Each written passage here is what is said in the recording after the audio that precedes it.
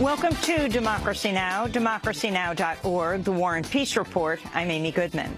Iraqi forces have launched an offensive to reclaim Anbar province from the self-proclaimed Islamic State. Thousands of Iraqi troops and Shiite militias have been massing around the ISIL-held city of Ramadi in preparation for the assault.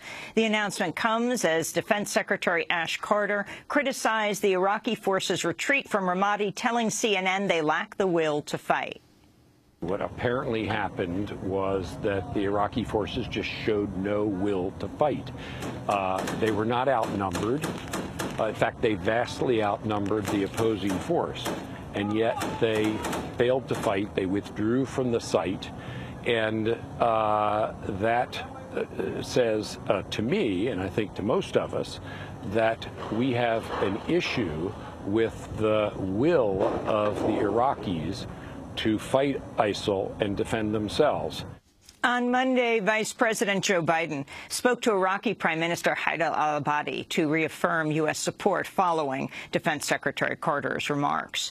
In Yemen, forces loyal to the exiled President Abed Rabbu Mansour Hadi have reclaimed the southern city of Daleh from Shiite Houthi rebels, marking their first major victory since Saudi Arabia began bombing the rebels in March. Saudi-led airstrikes pounded the Yemeni capital Sana'a over the weekend as officials announced UN-sponsored peace talks aimed at easing the crisis have been postponed indefinitely.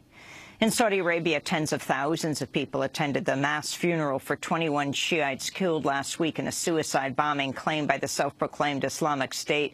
It was one of the deadliest attacks to hit Saudi Arabia in recent years. East African leaders have planned a meeting for next Sunday to discuss the political crisis in Burundi, where a crackdown on protesters has killed at least 20 people. The protests erupted last month over President Pierre Nkurunziza's bid for a third term in office. On Monday, the president's opponents boycotted peace talks over the assassination of the opposition leader, Zedi Firouzi, who was shot dead by unknown gunmen. More than 100,000 people have fled the violence, many pouring into Tanzania, where 3,000 Burundian refugees have now been sickened in a cholera epidemic. Ireland's become the first country in history to legalize same-sex marriage through a popular vote. 62% of voters backed marriage equality in a resounding win. Supporters celebrated the victory in the traditionally conservative Catholic country where homosexuality was only decriminalized in 1993. We now live in a different country that includes everybody. Homosexuality was only legalized in 1993. We've come such a long way, and now we're proud to stand up to the world and say we're a wonderful country. In Spain, an anti-eviction activist has been elected mayor of Barcelona as the ruling People's Party suffered its worst local election results in more than 20 years. Ada Colau, who co-founded the anti-eviction group Platform for People Affected by Mortgages and was an active member of the Indignados, or 15M movement. She's vowed to fine banks with empty homes on their books, stop evictions, expand public housing, set a minimum monthly wage of $670, force utility companies to lower prices, and slash the mayoral salary. Colau's party, Barcelona en Comú, a grassroots movement of leftist groups, which includes the anti-austerity Podemos party, won 11 of the city council's 41 seats, meaning she'll need to form alliances to govern. She celebrated the victory, which will also see her become the first woman mayor of Barcelona. We are proud. This is not happening in Barcelona alone. This is a democratic revolution. It is unstoppable, and it is happening in Catalonia, Spain, and we hope to see it happen all over the south of Europe. In Madrid, Manuela Carmena of the Podemos-backed grassroots coalition Ahora Madrid has won a close second in the mayoral race, but is still expected to become mayor by forming a coalition with the socialists. Carmena is a retired judge and former member of Spain's underground Communist Party who fought labor restrictions as an attorney under dictator Francisco Franco. The dual victories of Colau and Carmena put grassroots women in control of Spain's two largest cities, as leftist coalitions are expected to take local governments in other key cities across Spain. The U.S. Justice Department has reached an agreement with Cleveland over a pattern of what it calls unreasonable and unnecessary force by police. A probe last year found chaotic and dangerous abuse across hundreds of cases. This comes just days after an acquittal in a case that helped launch the probe. On Saturday, Officer Michael Brillo was found not guilty of manslaughter for the fatal shootings of two unarmed African Americans in their car. In November 2012, Brillo was one of 13 officers who fired 137 rounds at Timothy Russell and Melissa Williams after a chase which began when officers mistook a backfiring car for gunshots. Officer Brillo personally fired 49 shots, at least 15 of them at point-blank range through the windshield after he climbed onto the hood of the car. We'll go to Cleveland for more after headlines. The Obama administration's authority to collect Americans' phone records in bulk will likely expire next week after senators from both parties rejected attempts to extend it. First, the Republican-led Senate rejected a House-passed measure to curb bulk spying by keeping the records with phone companies instead of the government. The Senate then rejected a bid by Senate Majority Leader Mitch McConnell to extend the current bulk spying program for 2 months. Next, Republican Senator Rand Paul, Democratic Senator Ron Wyden, and Democratic Senator Martin Heinrich shot down attempts by McConnell to extend the powers by as little as a day. The Senate adjourned and will reconvene May 30th, the day before the program expires. They will reconvene on May 31st. The Senate has approved a measure to give President Obama fast-track authority to negotiate the secretive Trans-Pacific Partnership trade deal, then introduce it to Congress with no amendments allowed. Critics, including a number of Democratic lawmakers, oppose the TPP, saying it'll fuel inequality, kill jobs, and undermine health, environmental, and financial regulations. The fast-track bill will head to the House next month, where it's expected to face a tougher battle. In India, at least 800 people have reportedly died in a scorching heat wave as temperatures climb toward 50 degrees Celsius or 122 degrees Fahrenheit. The southern state of Andhra Pradesh is the worst hit, with more than 550 deaths in the past week. More than 230 people have died in neighboring Telangana state. In the capital, New Delhi, major roads have melted. Extreme weather in Texas, Oklahoma, and across the border in Mexico has killed at least 17 people. In the Mexican border city of Ciudad Acuña, 13 people were killed when a tornado wrecked homes and slammed cars against buildings. In Texas and Oklahoma, storms and record-setting floods have killed at least 4 people, while 12 remain missing. Ken Bell, emergency management coordinator for San Marcos, said the flooding is the worst the region has ever seen. It's the largest flood in the history of this region. So it's significant in its impact.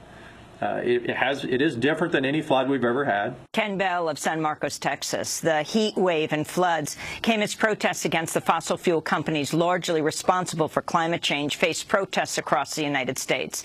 On Sunday in Santa Barbara, California, residents protested a major oil spill, which has killed wildlife and soiled beaches. In Bellingham, Washington, 2 protesters suspended themselves from the anchor chain of a ship to oppose Shell's plans to drill for oil in the Arctic. Chiara D'Angelo hung from the anchor of the Arctic Challenger from Friday till Monday morning, while fellow protester Matt Fuller joined her for 22 hours on Saturday and Sunday. Meanwhile, the University of Hawaii has voted to divest its $66 million endowment from fossil fuels, becoming the largest university to heed the growing divestment movement to date. Thousands of people around took part in Saturday's 3rd annual march against the agribusiness giant Monsanto. The protest spans 6 continents and 48 countries, with more than 450 actions planned. In Mexico City, hundreds protested Monsanto's pesticides in genetically modified foods. Most of our food, especially the basic grains, are the nourishment for all human beings, and there really is enough proof that these genetically modified seeds do a lot of damage, and that the methods they use to grow them poison us with pesticides. These harm the earth, kill biodiversity, and they are making us sick. So I think it is incredibly important because it has to do with the people's health, the health of the planet, and the health of the environment that sustains our life. In California, farmers who hold powerful water rights have avoided mandatory cuts by agreeing to voluntarily limiting their water use by 25%. The deal applies only to farmers with direct access to rivers or streams. California has already ordered municipalities to cut water use by up to 36% amidst an historic drought, but agriculture accounts for 80% of water use. In Peru, the government's imposed martial law, suspending civil liberties as it seeks to quell protests over a copper mine project in the southern region of Iraqi. 3 protesters and 1 police officer have been killed as authorities crack down on months-long protests which have successfully brought the Tia Maria mine project to a halt. Farmers and other residents say the mine will pollute their land and water. Meanwhile, in another part of Peru, a protester has been killed amidst a week-long strike by workers at a Chinese-operated iron mine. The union says Luis Quispe was shot by police. In Mexico, authorities are facing questions about what they claim was a shootout between accused cartel members and federal forces in the state of Michoacan. Authorities have said 42 criminal suspects and 1 federal police officer were killed in a firefight as the forces sought to reclaim a ranch occupied by the cartel. But some victims' relatives question the account, telling the Associated Press their loved ones did not belong to a gang and had gone to the ranch for work. Relatives said one body was missing an eye, another had its teeth knocked inward, and a third was shot in the top of the head. A group of 30 women activists from around the world has crossed the border from North to South Korea in a call for peace. The group, which included feminist icon Gloria Steinem and Nobel laureates Mairead Maguire of Northern Ireland and Lema Bowie of Liberia, crossed the demilitarized zone by bus after South Korea opposed their plan to walk across. Mairead Maguire called for a permanent peace treaty between North and South Korea. We come here as international women because we do not believe in wars, and we believe this is the longest war in history today, a cold war between brothers and sisters who have so much in common. In the United States, the 3rd largest cable TV provider, Charter Communications, has reached a deal to buy the 2nd largest cable operator, Time Warner Cable, for $55 billion. By acquiring Time Warner and another smaller firm, Charter will reportedly quadruple its customer base to 24 million people. The move comes after an earlier bid by Comcast to buy Time Warner failed amidst mass opposition.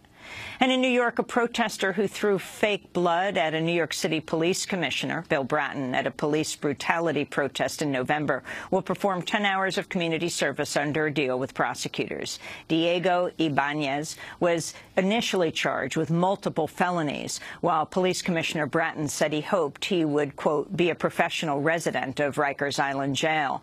Ibanez told Gothamist, quote, one of the things I was taught is that it's really important to start making the invisible visible. The NYPD does a really good job of convincing the general public through the mainstream media that they don't have blood on their hands. This was a way showing that they do, he said. And those are some of the headlines. This is Democracy Now!, democracynow.org, The War and Peace Report. I'm Amy Goodman. And I'm Aaron Mate. Welcome to our listeners and viewers around the country and around the world.